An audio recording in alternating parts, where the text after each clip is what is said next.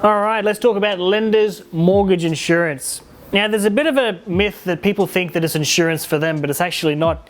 It's insurance for the bank. So what the bank usually wants is you to have a 20% deposit. So for example, if you buy a house for 500 grand, 20% is 100 grand. So it wants you to put in 100 and they'll borrow you 400.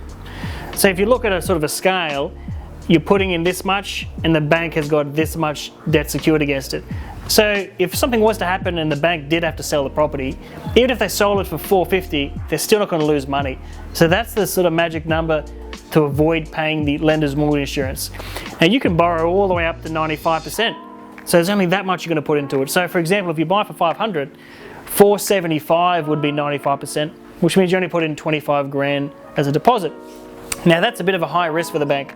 So the bank says, well, if these guys do run off to Greece or something and we have to sell the property, what if we sell it for 450? We're going to lose money on this. So what they do is they say, listen, we'll do the loan for you as long as you get insurance. And insurance is not for you, the customer, it's for us, the bank. So if you do run away and we do have to sell the property and the property is sold for 450, if there's a 25 grand loss, the insurance pays the bank. So it doesn't cover you. So that's what a lender's mortgage insurance is. It's pretty expensive. It gets tiered very differently. So if you have 5%, it's very expensive. 10% is usually half the price of having a 5% deposit, and 15 and 20 and so on.